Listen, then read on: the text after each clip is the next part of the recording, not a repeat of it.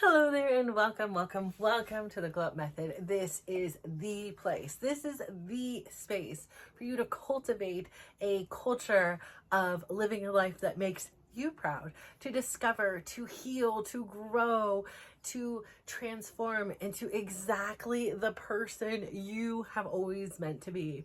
Hi, my name is Natasha, and I am so lucky, honored, blessed, and grateful to get to be your host here today. I thank you so much for spending your time with me. It is a not loss that you could be doing anything with these moments, and yet you choose to spend them here with me. So thank you so much from the bottom of my heart. I really do appreciate that. You are such a part of my journey. We're embarking on a year anniversary. So it was when I went to Saudi Arabia with my son last year that I really had this opportunity to kind of just really focus, like getting so out of my comfort zone, getting so out of my routines. I really was able to put a lot of emphasis and time on creating the Glow Up Method. And the thing is, once I get back home, a lot of those ideas, a lot of those desires, they kind of get lost in the shuffle, right? Like there's projects, there's relationships, there's kids, there's dancing, there's finding joy, there's relaxing, there's exploring, there's vacation. Like there's so many different things coming at me, and especially like how this last year has been, and all the things that have transformed and evolved. It has been definitely a one for the book. So I'm really grateful that I have had this platform to share my journey for the last year now. Right? Like, how unique is that? How often before this did I ever sit down and record, any of my life or what was happening or my insights? Never, So I think it's pretty cool to have this legacy, that my kids or my grandkids or friends or, friends that I don't know, anybody can go back and, hear these stories and hear these insights and gain their own wisdom from a situation that maybe not necessarily happened to them, but maybe it's something you can relate to. Like, how many times do we listen to somebody and we're like, yes, yes, yes, I get you, I see you, I hear you, I've been you, I've been a version of you. I feel like it happens so often. I cross paths with people, like even on the cruise, that I was just like, are these people talking? Like, and it feels like, oh my gosh, they're saying things in my life, but different, there's a gentleman who was abandoned by his dad and took on this father role. And it was like, oh my gosh, I did the same, but on a mother role. And then there was the woman who, who had her son very young aged and had special needs. And I was like, yes, like I understand and relate to so many things that you're saying, and the relationships and the expectations and the things that we want when we're 20 something year old and we're expecting out of our relationships, and we're still trying to figure out ourselves. And so this is this really cool platform, and I'm embarking on this part of my life. My youngest one's a senior in high school. How is this possible, right? And my oldest one is embarking on not only moving out, but like moving out far away, like where I would have to be in a car for 5 to 6 hours or in a plane for an hour. Wow, like things are changing. And it's for the first time my daughter moved out, and I don't get to see her every day. And my other son, well, he's doing this crazy schedule to get him adapted to the Saudi Arabian time, so when he goes and competes, he's at an advantage versus a disadvantage, because he's one of the people that comes the farthest in the world to come travel to this. It is 24 hours of travel time. That's exhausting as it is. And so if you can take out that factor of, the time changes and things like that. So he goes to sleep at 4 p.m. and, wakes up in the middle of the night, and I feel like I don't see him. And then my other son, he's like in cahoots with them. He's like, in solidarity to share a room. And, he's up until 10 this morning and then going to sleep all day. And I feel like sometimes we're just wind, passing in the wind. And I feel like I don't really get to see them and how much things are changing. And I know that there were times when I was young and I really, really was sad, and I really felt a little bit of FOMO, like I missed out on my 20s in a sense, because my 20s were in hospitals, my 20s were taking care of sick babies, my 20s were, being on bed rest, my 20s were filled with postpartum depression and like partum depression. I forget, listen, I had it during the thing, there was 9/11, there was, us finding out Chris had another kid that was conceived before we met, and going to courts, and just there was, so much financial strain on our family from day one, like from jump, and making these financial sacrifices in order to be present for my kids. And I knew, like, in my heart, like, it would be a struggle, but it would always be worth it. I knew that we may not live in the biggest house or have the nicest car or the newest things, but what we did have was love. And what I could provide was my time, space, and energy. And I felt like those were limited commodities. They weren't something, like, oh, I'll just catch up and I'll do this later. Like, no, now is the time. And so I really do feel so blessed, but there's moments of me that miss, right, the chaos and the disarray of having, 4 kids. But there's parts of me that also relish in the calm and tranquility of this changing dynamic called my life. And, it's interesting because I feel fortunate enough, and this was one of the things that I remember doing the math when I was pregnant with my youngest one, that I would be 49 when he was 18 and graduated. And I was like, wow, I'm still in my 40s and I will have raised 4 kids. And I will still be with it enough. Like, if God willing, I will be healthy enough. I will be flexible enough. I will be agile and mobile enough to really go out there and, in a sense, live my 20s, but not in my 20s. I mean, I wouldn't have it any other way. I love my courage. I love my confidence. I love my willingness to do new things. When I was 20, I was a scared young girl who was naive, didn't know everything, who was, wise beyond her years, but also, very uncertain in so many things about who I was. And so this evolution, this transformation, this glow up that I have embarked on for these past few years have been nothing but a gift. And there was no rushing it, right? Like, it's not a quick fix. It's not an overnight thing. It has its ups and it has its downs, and it has its ups and then it has its downs, and then it has its nice mellow moments. And so, when I go to places, like I do this cruise, or I today I'm in my class, my instructor pulled me on stage, and, I'm gaining the confidence to say, yes, like, I can do these things and I don't have to worry, and I can just be free and be me, be free. And part of that freedom has come from allowing those around me to be them. Part of my life, I wanted to control so much. I wanted to control the narrative. I wanted to, in the best of ways, like, I wanted the best for everybody around me. I wanted Chris to have the most clients, and I wanted him to have good work, and I wanted him to have friends, and I wanted him to be a good dad, and I wanted him to be a good parent, and a good spouse, and a good friend, all those things. And for my kids, I wanted them to be intelligent and compassionate and responsible and seeking out the best possible life for them, so they didn't have the struggles that Chris and I had.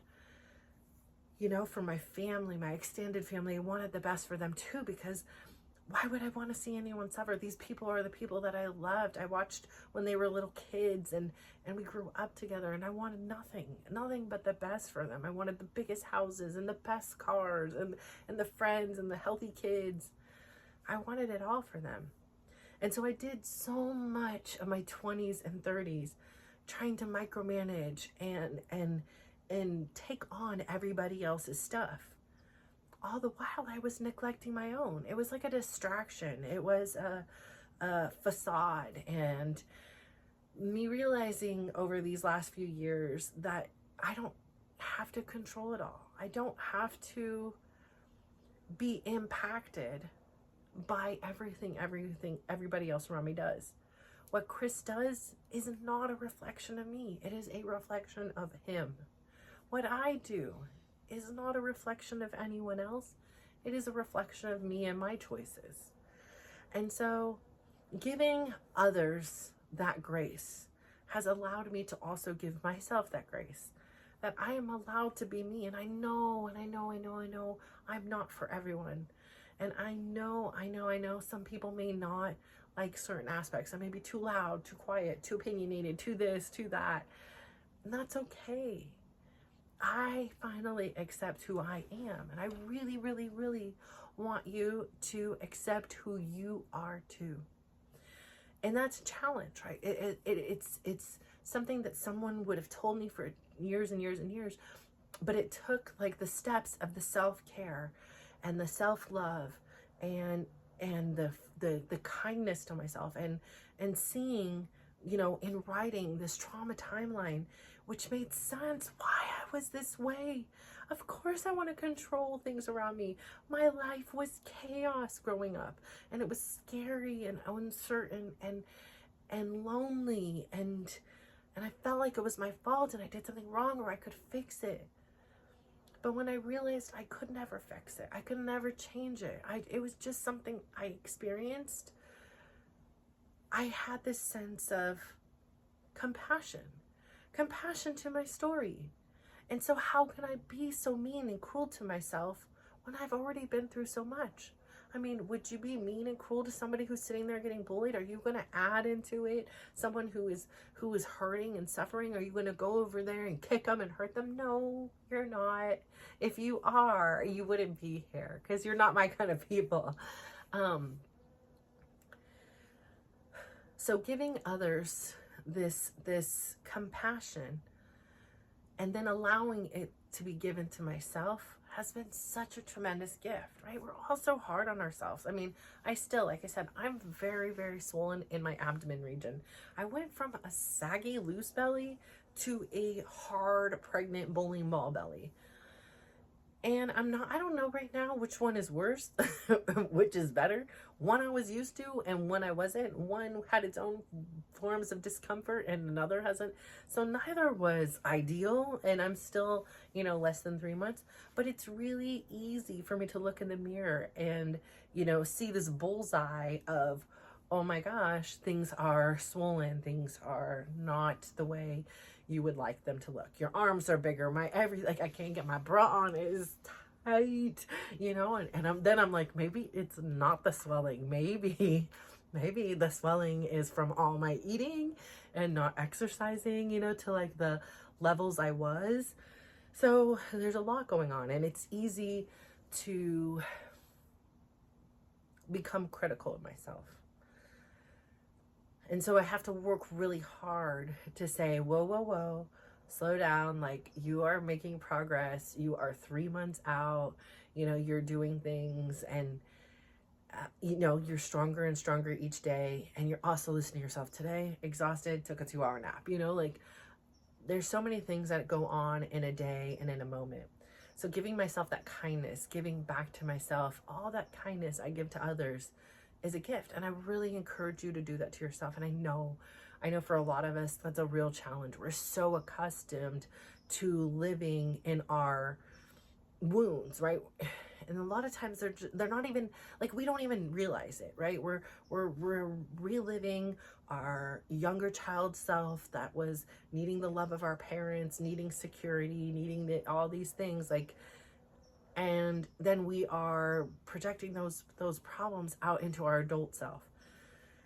And so, as I've said before, one of the most freeing and healing moments, you know, was I found these 3 photos of me as a little girl, and it just so happened to be like these 3 pictures out of like any pictures in the world, like that. I was like, if I cannot articulate it in writing, if I cannot articulate it with my speech, this is me. This is me.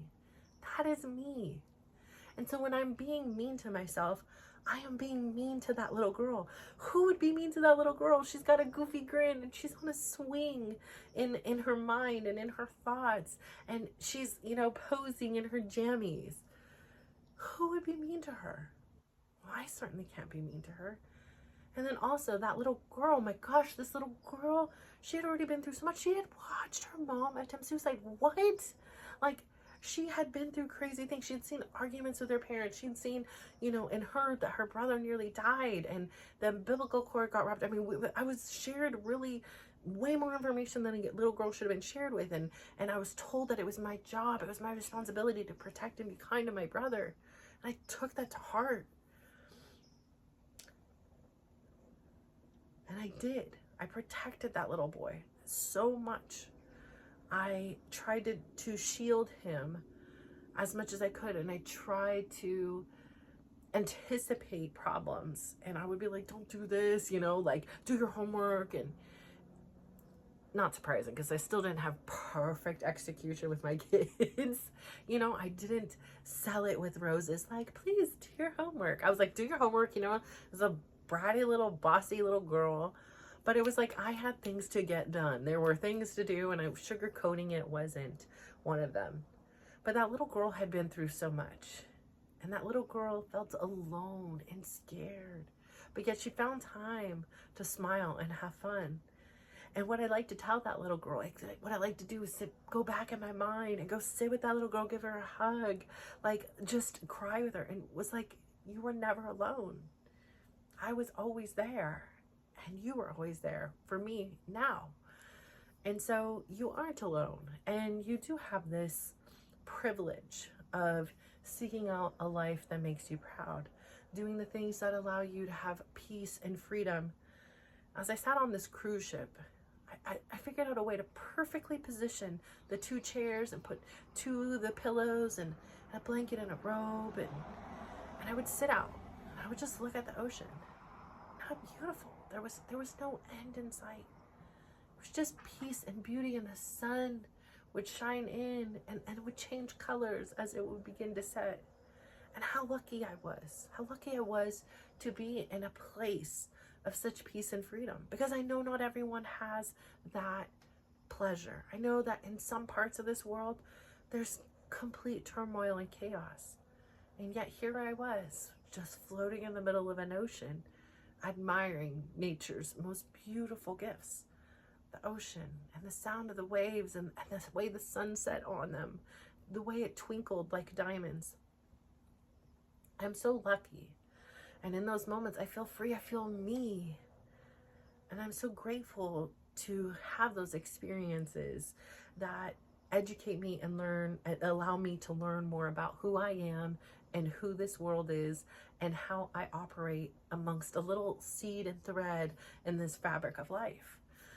And I believe, again, in reflection of everything that has transpired this year, like crazy, crazy stuff like has happened.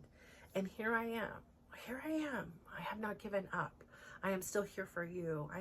I'm still here for me, and I'm still here for my kids. And I get knocked down, and I get defeated, and I face challenges, and I don't know why, and I get scared, and I try to sit in the pain, and that sucks. I don't like it, but it passes. And then you have a day like today that's pretty peaceful, and you make a meal with your family, and you eat it, and you go to an appointment, and you give you get a CBC done, and you hope for the best in the results, and you go to a dance class, and you happen to be twinning with your instructor, so he pulls you on the stage, and you're able to do the class.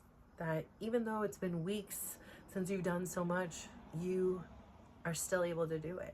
So I say all this to say, thank you so much for tuning in today. I hope you find things that make you feel free, that make you feel like me, but not me, but you. Feel free to be exactly who you are. So I ask you today, in the whole idea of all of this, to please, please, please go out there today, give yourself a big old smile, hi, and then give yourself a compliment. Hello there, my compliment is this: I am so proud of myself for allowing myself to take a nap and not feel any guilt about it. And then I would love for you to please, please, please go out there and give somebody else that big, beautiful smile of yours, and give them a compliment, and just watch how they glow up. So thank you so much. Bye.